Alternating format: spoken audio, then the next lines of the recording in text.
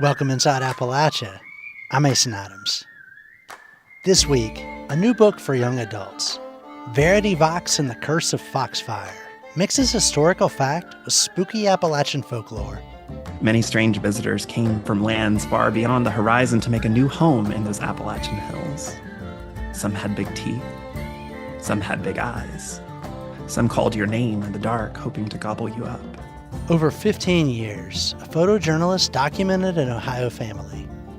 Now she's a part of their lives. You always start as a stranger, and hopefully through these connections and trust and time, it builds into something a lot more substantial and beautiful. And an experimental guitarist records an album intended as a call to arms. You'll hear these stories and more this week inside Appalachia.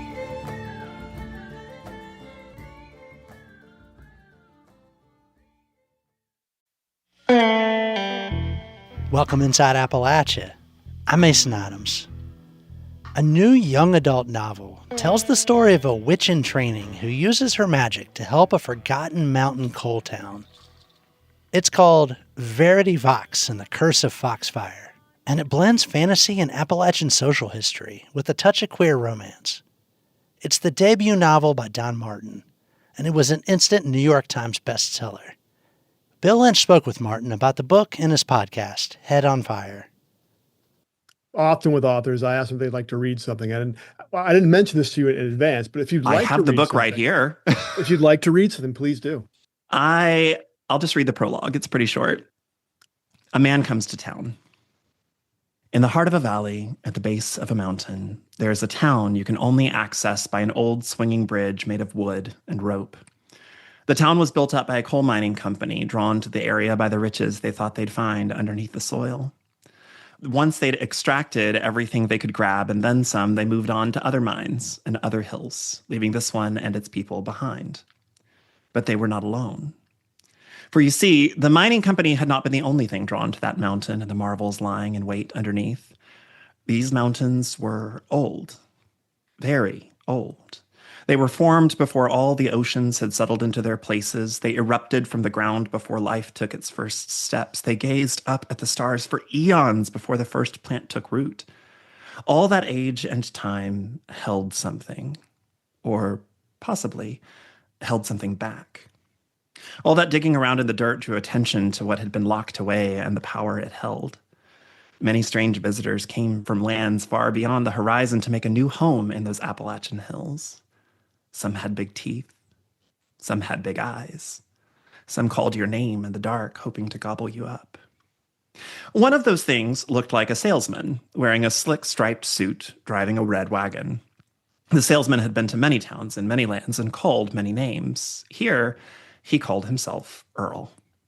He sold many practical things that brought a kind of ease and prosperity to the abandoned town. He only charged a penny each. Had the people been wiser, they would have asked how he could sell such fine things for so little, but when you have nothing to begin with, you don't ask inconvenient questions. Soon, though, the salesman offered other deals. Fair weather in exchange for your ability to see the color blue. A full head of hair for the lyrics to your favorite song. Your child's middle name might get you a healthy cow. He didn't just heal your livestock, he could heal you too. Your aching back and burning lungs from years toiling in the mine might be soothed by your ability to dive underwater or feel the heat of the sun in winter. This was all fine until winter came and a girl got sick and her father begged for a miracle. The cost was steep, but the man agreed to it. When the girl died anyway, and Earl still came to collect, well, that didn't sit right with folks. They ran him out of town. He escaped into the hills, searching for the power held under the mountain to claim for himself, vowing revenge for their broken contracts. Revenge he got. One day, not long after the salesman's departure, their bridge was destroyed, trapping them in their valley. Any attempts to rebuild it found the wood crumbling to rot. Food spoiled, animals got sick, the very land itself was cursed. Nothing much grew, and what did was scarcely enough to keep people alive. Eventually, desperate souls ventured off into the mountain in search of food or freedom. The few who returned whispered that among the horrors living in the hills, they'd met Earl, who looked less and less like the salesman that had arrived in the red wagon. He called himself King of the Mountain and still offered deals. Stale bread for your health, withered vegetables for your vitality. You wouldn't starve, but you wouldn't live either. This became the life of the people in the valley. No way in, no way out. A monster watching their every move, lying in wait to bargain away what little joy they had left. Days became weeks, became seasons, until those who'd been small children when the salesman arrived were now adults who had never known anything other than the purgatory in which they found themselves. It seemed things would never change for the better, until a girl asked for help, and a witch came to town. That is awesome. Thanks. I'm rather proud of it. Tell me about the book. Verity Vox and the Curse of Foxfire, I like to say, is Foxfire, the setting of the book, is not a real place, but it's based on a real place. It's based on Vulcan, West Virginia, which I was just there a few months ago when the book launched. When I first heard the story about Vulcan and this town in a mountain that you could only reach by a bridge, and one day the bridge goes out, and oh God, what happens? And they try to get help, and nobody wants to help them. I thought somebody somewhere needs to turn that into a novel. That's a good story. That's a good one. And years and years and years later, I had to ask, like, well, okay, well, if it was a novel, why can't they get out? Okay, well, they can't get out and they're trapped. And why? And what's keeping them there? And who saves them? And how do they get out? And And, once I had all those pieces together, I thought, well, I guess I better write that book. You're a podcaster. You predate, a lot of podcasting started later during COVID. So you predated, you were ahead of the curve. By a lot. Yeah. I started a podcast back when it was like a joke. One of those things that you did, like, you do a podcast? You must do that in somebody's basement. It's a weird thing that weird people do in a basement. And I remember I knew that podcasts had made it when I was watching some drug commercial. And it was like, in a drug commercial, it's always like, I'm a busy attorney and now I need Truvantics to keep me on my game or whatever. And it was like, as a busy podcast producer. And I was like, what? Y'all have producers? I host a podcast called Head on Fire, which I produce myself. I like to say that I talk to experts in overlooked or misunderstood fields. I have a deep and abiding love for people who have these like deep wells of knowledge in areas of life that you don't think about, that you just kind of assume that somebody somewhere does as a job, and like you don't think of the person that does that job, or like the jobs that you just kind of assume you know everything about, but we're all wrong about. I love those. I also have a fascination with people who can walk down the street and they're nobody, but if you get into one particular room, like there is this one Holiday Inn Express that gets crowded, once every March or something. And that person walks in, and that is the most famous human being on the planet to the 12 people in that room. I love those people. I'm kind of obsessed with that kind of fame, like that very niche down fame. So the podcast is me talking to those people. And it's been really, really, really cool. I can't imagine another world in which I get to interview Pulitzer Prize winners and like diamond, platinum selling singer-songwriters and mycologists, all sorts of people who are doing these utterly fascinating jobs. And I talk to them. Well, obviously, when you get to platinum and, diamond selling records, you're no longer niche exactly. You say that, but the thing is, we know the people behind the microphone, but do you know the people behind the words? And very often the answer is no. So like the person I'm referencing is a singer-songwriter by the name of Bonnie McKee, who is very famous to the people who know who Bonnie McKee is. Like me, I discovered Bonnie McKee when I was going to Marshall University in, Huntington, West Virginia, when I was going to school, freshman year of college. And she put out her little debut album. And I think it like utterly and completely bombed. And I think it sold like, 12 records and I owned all of them. She went on to write almost the entirety of Katy Perry's like big breakout Teenage Dream. She went on to write songs for Britney Spears and Kelly Clarkson and Kesha and all these people.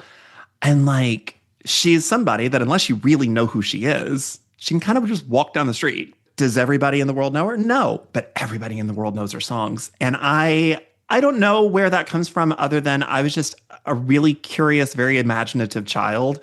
I remember telling people I would read the encyclopedia growing up just because I just really loved the idea of how much there is to know in the world. That love continued on into adulthood. I kind of like knowing how much there is to know in the world and being humbled at the distance between what I think I know and how much there actually is out there. It's a good reminder of your place in the world. So when's the next book? I'm writing it right now. Okay. March 2027, I think, is the most recent date that I got.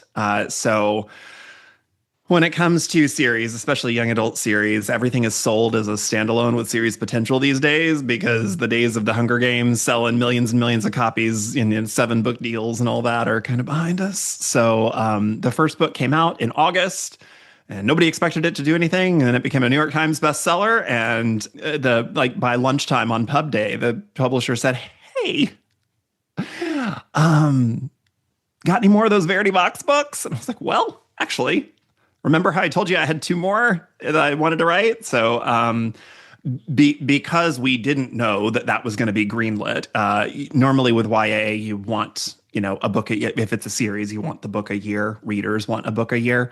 But there's just no possible way to get it drafted, revised, edited, copy edited to a printer and back onto shelves by this August. So it's next spring. And then, but because it's now all under contract, the 3rd book comes out 1 year after that. So you will get, one after the other.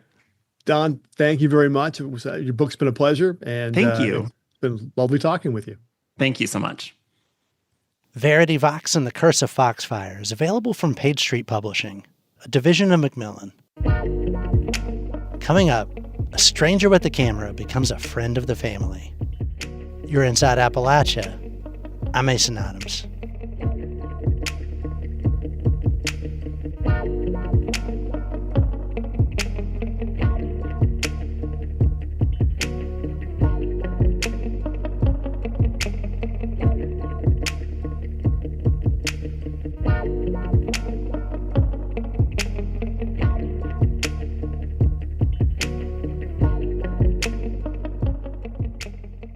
Support for Inside Appalachia is provided by the Charleston, West Virginia Convention and Visitors Bureau, Charleston WV, where scenic trails and on-the-water adventure meet cultural experiences in the capital city of West Virginia.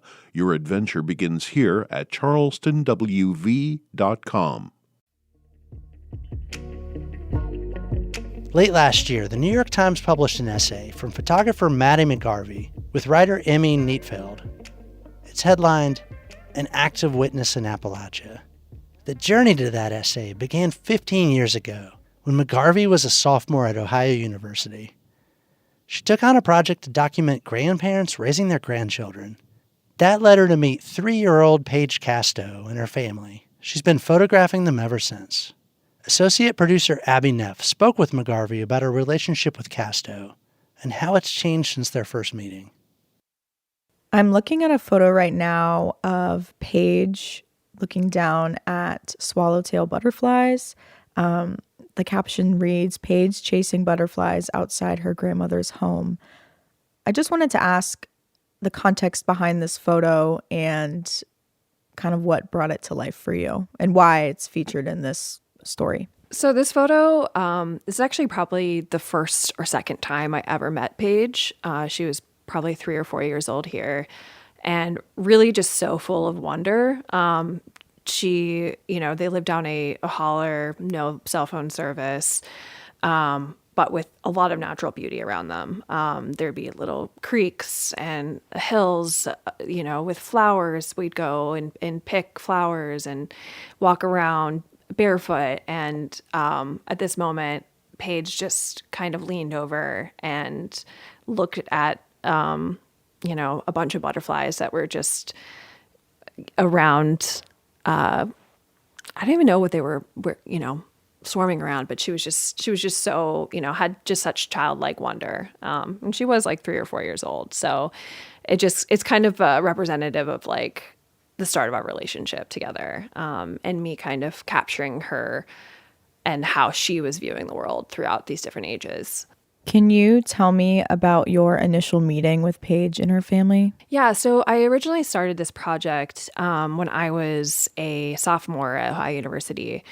And I noticed that there was an increasing trend of grandparents raising their grandchildren. This was around 2009. So a lot of these families were affected by the opioid crisis. There was just a lot of instability, mental illness, all of those kinds of issues going on. And I met with a social worker who put on a piece of paper, Lori Casto, I'm raising my 3 grandkids, and a phone number. And I remember being 19 years old and not really knowing what I was doing in any regard, but and being very, very nervous to make this phone call. But Lori said, come on over, sure, you can document our lives. And it just sort of started this sort of beautiful relationship that lasted the next 15 years. So when I first went over to the trailer that they lived in, I noticed these 3 blonde kids just running throughout the yard. And, Paige was 3 or 4 then, and just instantly curious about me. And I was curious about her. And that kind of was the start of our relationship. The anecdotes you share about the Castos in the New York Times story are vulnerable and raw. On the night Paige's brothers are sent to foster care, she calls you. What was that moment like in your relationship with Paige? Yeah, so I guess since I've known Paige since she was 3 years old, and this happened last year when she was nearly 18, it did just, it feels like I've known them my entire life. It wasn't, strange at all that she reached out to me, and I'm glad that I could be a person stable in her life to do so. But it's sad to see her struggling so much and to see her family separated. It's not necessarily anyone's fault. It's so many factors that go into these kids ending up in foster care. But it doesn't make it any easier for a sister who's losing her baby brothers that she's had around her entire life. So yeah, it's really tough, and it's hard to watch that, but it's, also been kind of inspiring to see how she navigates this as she's growing up and becoming a young adult. How did this project challenge the quote-unquote stranger with a camera trope that seems to endure in Appalachia? That's a really good question. I think, what makes you not a stranger with a camera is spending a lot of time with these people. And I think it's really important, that people don't just parachute into areas like Appalachia or anywhere and expect to understand the entire complicated history of a place, without spending time, and effort. And I think that's important, and I take that seriously. And that's why I think I just, committed to doing this project for going on 15 years, and I have no, plans to stop as long as they'll have me. But, I think you always start as a stranger, and hopefully through these connections and trust and time, it builds into something a lot more substantial and beautiful. How are Paige and her siblings doing now? They're doing okay. Paige is going to be married in the spring. She moved to a different part of Ohio, living with her fiance. He got a job at a factory. She's figuring things out. I think she's eager to start her own family, even though she's quite young. I think she's just desperately wants to kind of give the love to a child that maybe she didn't always feel when she was growing up. And, I'll be there to continue documenting her as long as she'll have me. But yeah, I'm very thankful for the trust and for a family, giving this stranger a chance and, kind of developing into something a lot more beautiful that I never would have, known would have happened after just being a 20-year-old, 19-year-old at OU making a phone call all those years ago. And, it's kind of a testament to the power of photography and just the kind of relationships it can can help you find in this world, just through curiosity and trying to understand your neighbors better. A lot of your work in the New York Times and other freelance projects you've done focus mainly on the Rust Belt and Appalachia. What do you want people to take away from the photos that you share and you shoot, especially in a region that has a lot of media misrepresentation? Yeah, I mean, I think Ohio, the Rust Belt, Appalachia, these are all places that people have potentially preconceived notions, but really hold a lot of nuance. And I'm really lucky to be able to, travel this entire region and meet people from all walks of life, all backgrounds, different opinions, different, jobs, just every kind of walk of life to try to show what's happening here, with some nuance and knowing, I think a lot of times when I'm shooting for national publications, they assume I'm coming in from New York or DC. And I think telling them no, I live here in Ohio and I know these issues and I care about this place, and I'm not trying to, just perpetuate stereotypes, and I'm looking for the nuance and I'm looking for the layers in this place. I think that goes a long way with trust. And I do feel passionately about covering your own backyard and the things that are making up your community and the issues that your neighbors care about. That's something that really matters to me. So I feel lucky that I get to live here in Ohio and, be curious about something on my own and be able to explore it through photography and hopefully share it with a larger audience and get them to understand it on a different level too. Maddie, thank you so much for speaking with me today. I really appreciate it. Thank you, Abby. I really appreciate your interest.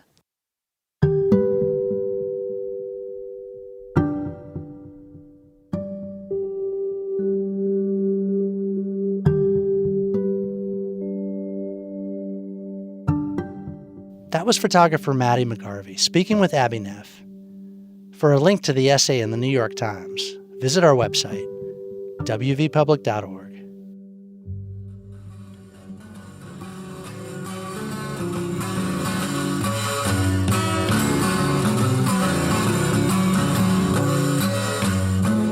This is Begin From Here, the first track on Asheville musician Tashi Dorji's 2025 album called We Will Be Wherever the Fires Are Lit. Born in Bhutan, Dorji moved to Western North Carolina in 2000. He's been here ever since. Dorji released a slew of albums over the last 25 years, both as a solo artist and a collaborator. Last year he released We Will Be Wherever the Fires Are Lit. It's an instrumental record. The album title appears in a poem on its Bandcamp page. I asked Dorji to read it. This is sort of I guess you could call it a poem. It's kind of a put together as I finished the album, and some of the titles were kind of fragments of these kind of ideas. It's called Begin From Here. Begin from here, our world lives when our world ceases to exist. Begin from here with hopes between silent skies while world breathes again and fever subsides. Begin from here, and to those who strike blows, begin from here while we keep going. Begin from here while we mourn, we also fight. We'll be wherever the fires are lit. So yeah, let's start with that album title because it's really evocative and definitely creates some images in my mind. Begin From Here, I came up with the title as a way to evoke a sense of direct action and the ideas of mutuality and all the groundworks that were happening, and it was inspiring in these times of despair and kind of evoking the tradition of radical imagination of people doing work on the ground, basically, and kind of creating that poetry out of that, and how the enclosure of the mutuality and the commons of people working towards making changes is always other places where we meet, right? There's always places of commonality when things are in desperation, we can meet. And that's basically where I'm trying to come at. It's like the imperial empire will fall apart and people will always survive. People will be there because it's our job to dismantle that, and we'll come together to rebuild or readapt towards a new imagination. I love the range of guitar sounds on this album. It's ridiculous to try to describe music in words. Right. But I'm hearing alarm bells, I'm hearing wind chimes, almost songbirds at times even. Yeah.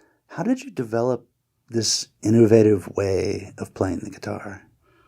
I mean, it's just, I think, just playing for many years at this point. But also, I'm really drawn towards timbres and tones, more than notes. I'm always drawn towards percussive playing. And, with guitar, it is a rhythmic instrument, but the tonality of gongs and drums, it takes a little bit of an alteration to create that. So that's always kind of drawn me. And few of the tracks that are like kind of prepared. I've used small things to go in between the strings to create kind of overtones.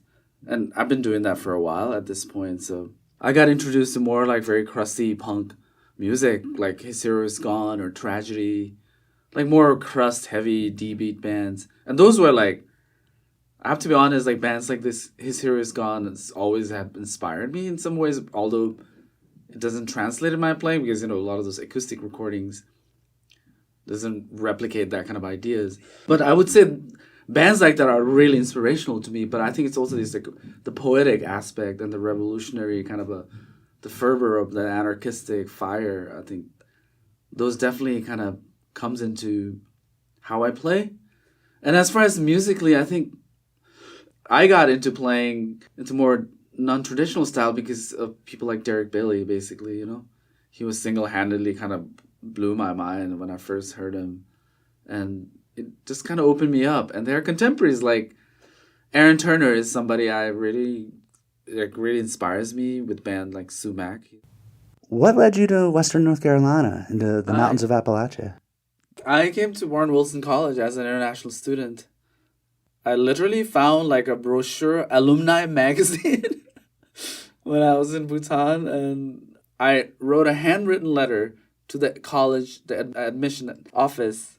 They wrote me back, and they were so excited, and I just filled out the form, and I had somebody help me through the process of application, and they got me financial aid, and I found some sponsor to fly me over, and I was here.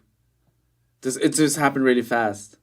And I had no idea where Warren Wilson College was and what Asheville, Western North Carolina, I had no clue. I just wanted to be where Smashing Pumpkins came from, Nirvana. It was like purely motivated by like grunge era curiosity and just, that's the whole 90s grunge fascination. I was so into it. Did you have culture shock coming in? No, not really. I mean, I have to say Bhutanese people are very adaptive. I think the mountain peoples are always, maybe I'm generalizing, but I have a feeling that we adapt pretty quick. Not culture shock, but there was like, social lifestyle things, customs that I was not accustomed to, few things, I'm interested in hearing some of your thoughts on the mountains in Bhutan, the Himalayas, versus, what it's like in Appalachia, and some of your thoughts about the differences, similarities. Yeah, it's so crazy that I ended up here. Like, of all the places, I'm up in the mountains, And it makes sense. Bhutanese people are very superstitious, and we believe in magic and stuff. Maybe there's like a weird karmic thing that happened that led me here. Because, I have my family here now. I have kids, and my partner, she's from here, like, generational. And I would think, there's comfort in living around these mountains because it really, like, make me think of my home. It reminds me of my home in many ways, as much as I miss the Himalayas. There's similarities in the simplicity and the warmth of people. I see that similarity. A lot of the Appalachian culture are more relaxed and they're more welcoming in many ways. It depends. I find that similarity is kind of striking in many ways, you know.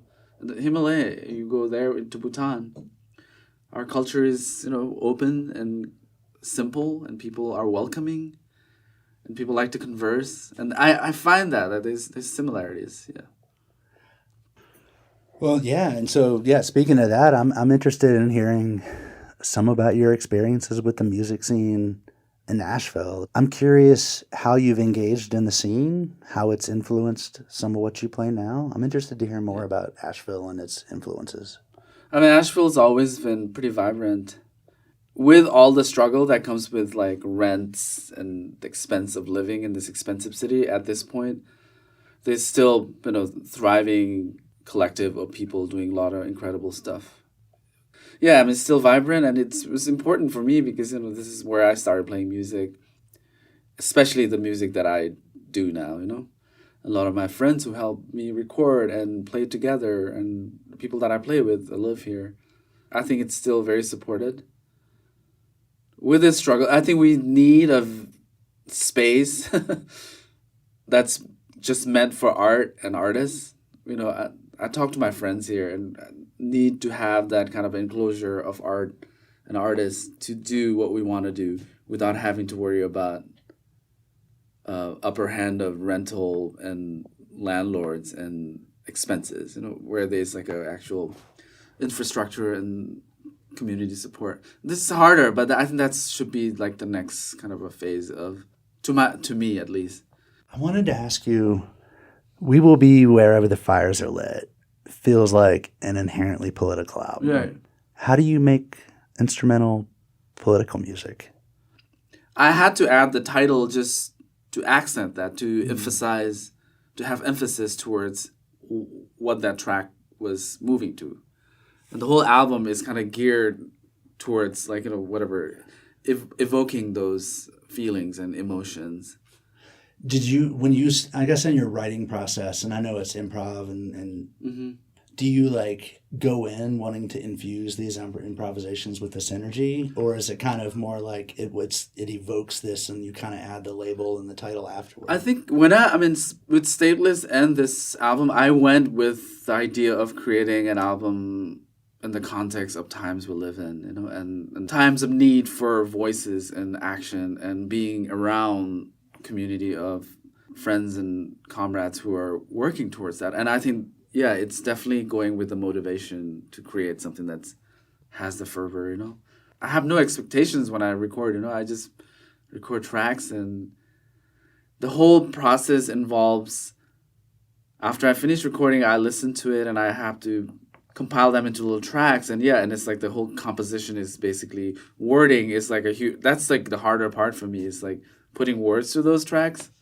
So it's like that's a part of a larger compositional process that goes through, and it becomes, you know, this rhizomatic kind of a process, and it becomes a thing. But that thing is, you know, it's malleable. Is that the word? It's very much in flux. Like, it's not rigid, like, you know. But the idea is to evoke the now, the present, the moment of action and now, and how coming together and the hope of the empire is falling apart, and that's where the fires will be lit, you know, and that's where we'll meet and imagine a different world. What's next for you in your music? What do you have coming up? So much. A lot of music, you know. My band Manas, we think about recording. We have new recordings. We're trying to put it out. There are a lot of projects that I'm working on with different people, and working on a solo record that I'm doing collaboration with, like, many, many different artists, actually collaborating with the tracks I sent them. So it'll be like vocals, and some people will be like even deconstructing the tracks. So it'll be like a solo record with a bunch of different people working, singing or playing instruments. And yeah, that's the next record, I think. Tashi Dorji, thank you so much for coming on Inside Appalachian, speaking with us. Thank you for having me, and it's been a pleasure.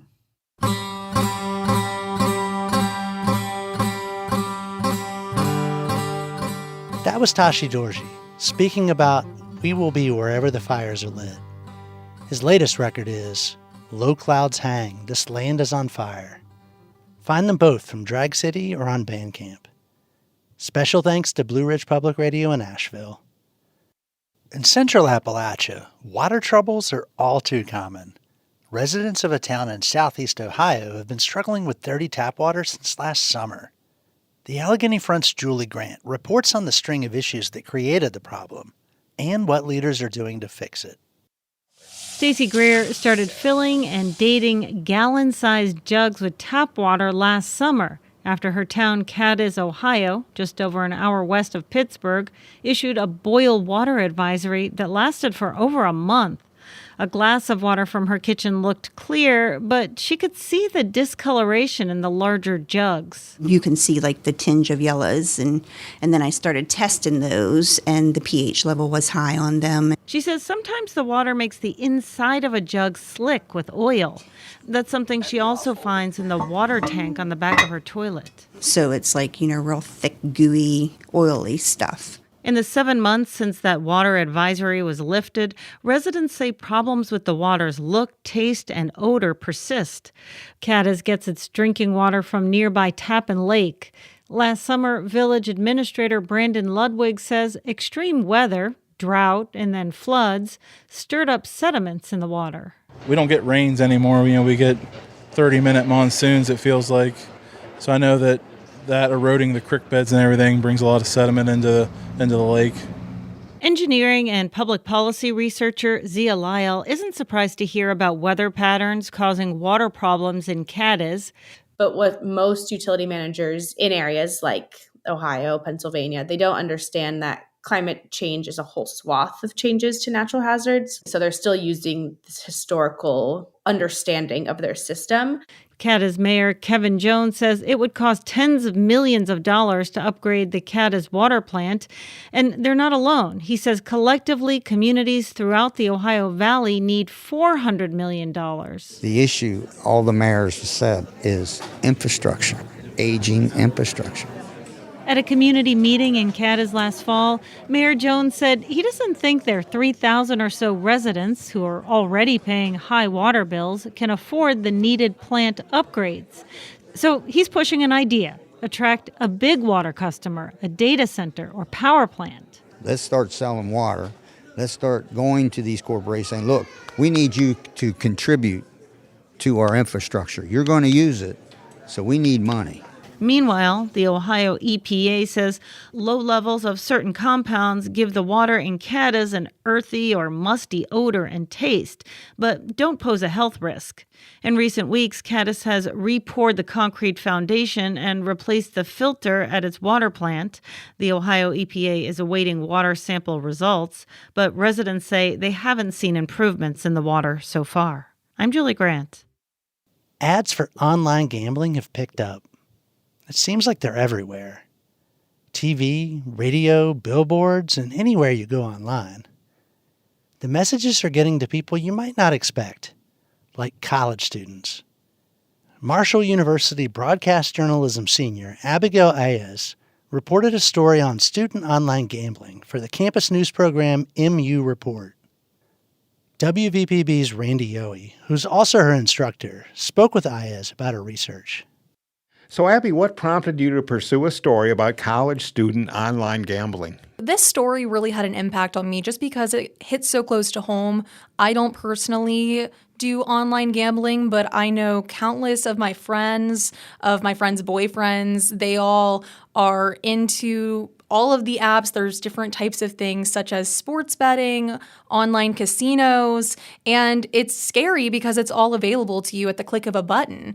You no longer have to go physically to a casino. You can gamble from anywhere in the world as long as you have a cell phone. So just in your circle here at Marshall University, countless friends. Oh, countless. I mean, I could definitely name right now over 20 people, easy, that are involved and invested in online gambling. What stood out to you as you conducted your research on online gambling? Really just how common it is. I mean, it is such a new thing. I mean, when I was in high school, this was not a resource readily available to us, and as was with most of the people I interviewed. But now there's even become a fine line of how old you even have to be to gamble. In some of the studies that I looked at, such as the National Library of Medicine did a study on adolescents, 11 to 21.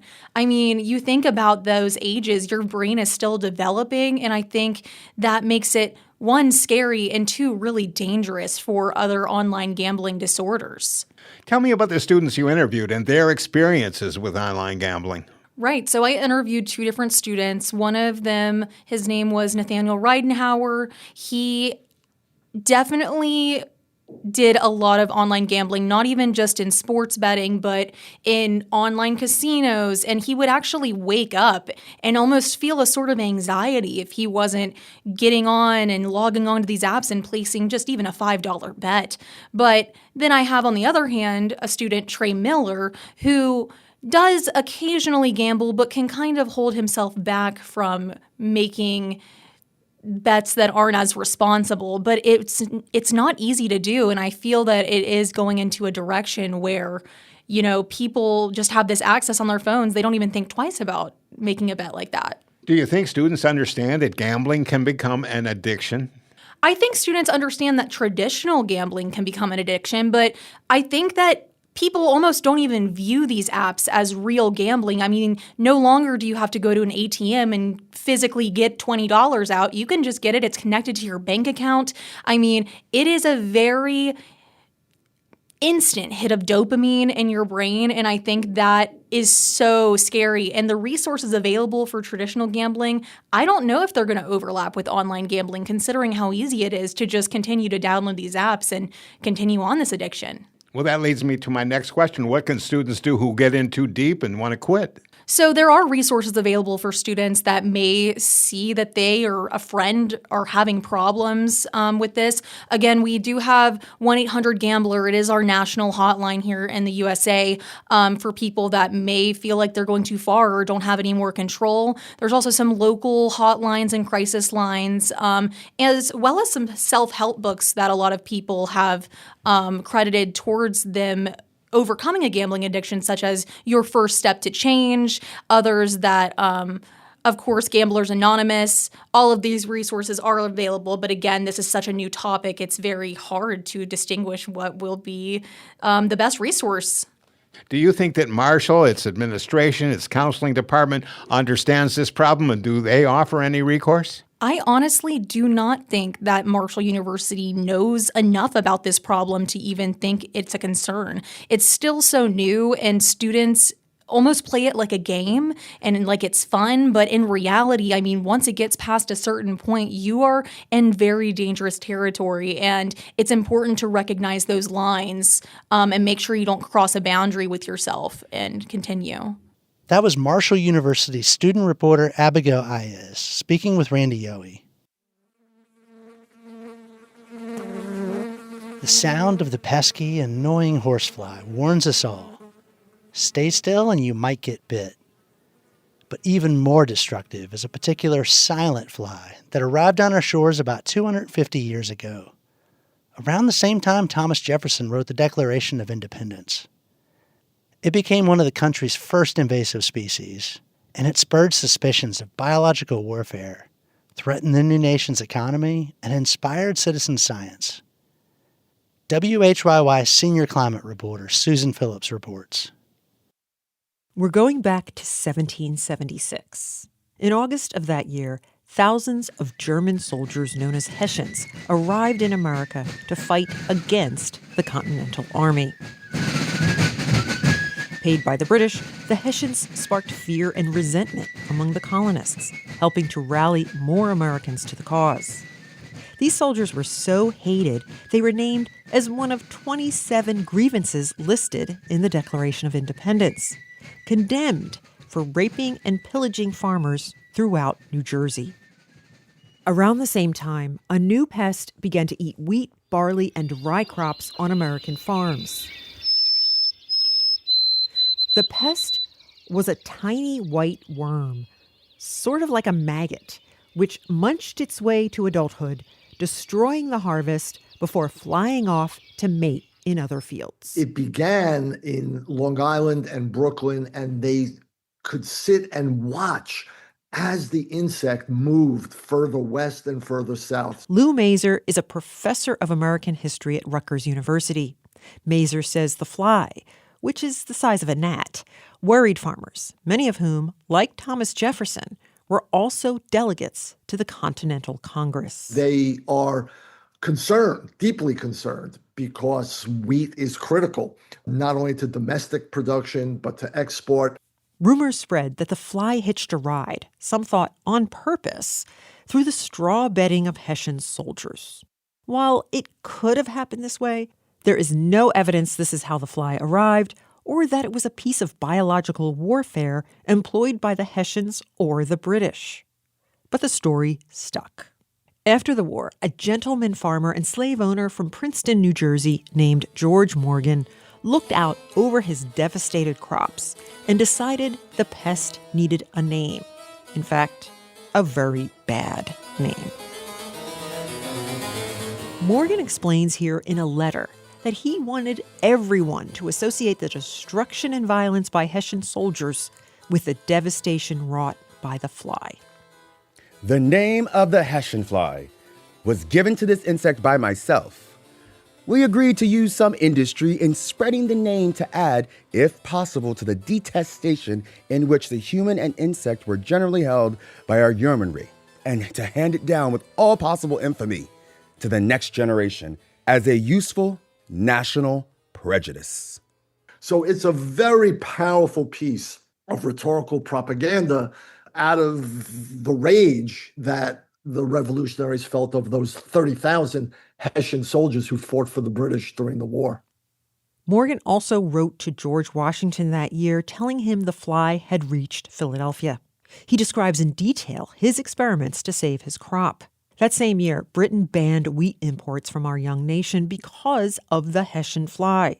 Thomas Jefferson was furious, calling it a libel on our wheat and saying it was in retaliation for America winning the war. Jefferson soon got involved as a member of the American Philosophical Society, which spearheaded scientific research into the Hessian fly. The society, created by Benjamin Franklin in 1743, still exists today in a faux colonial building near Independence Mall. Let's see what I have here. It's here where millions of colonial-era documents are stored. So I want to show you two, just so you can see. These are the official APS minutes from 1787 to 1793. Adriana Link is the History of Science curator at the American Philosophical Society. She opens a sheepskin-bound volume with elaborate handwritten cursive script on parchment. These are really incredible accounts that represent the conversations that would have been happening at the society during the time. So here, this is an entry from April 15th, 1791. On motion of Mr. Jefferson, resolved that a select committee be appointed to collect and communicate to the society materials for forming the natural history of the insect usually called the Hessian fly. In 1791, Jefferson and James Madison set out on an expedition. Traveling through New Jersey and New York to survey farmers, they asked these ordinary Americans to observe and document their experiences with the Hessian fly, which threatened the new nation's economy. While they didn't get the amount of responses they expected, Link says their attempts at citizen science was a uniquely American, as opposed to British, way to solve the problem. So that, I think, is distinct, too. There's this kind of optimism in the power of collective scientific work.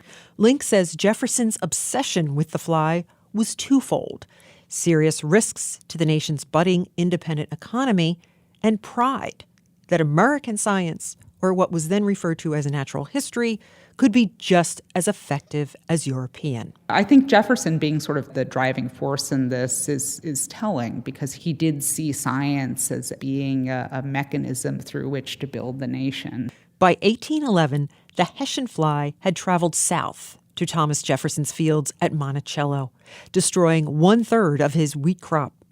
Today, the consensus is the fly was never even in Germany. The Hessian fly originated in the Fertile Crescent in North Africa and the Middle East, the same place where wheat originated. And today, it's still here. The pest is manageable, but still one of the most devastating to the country's wheat. The tiny larvae emerge at the base of the plant several times a year, and in some areas of the country, climate change could be making it worse. The solutions today aren't that different than they were 250 years ago.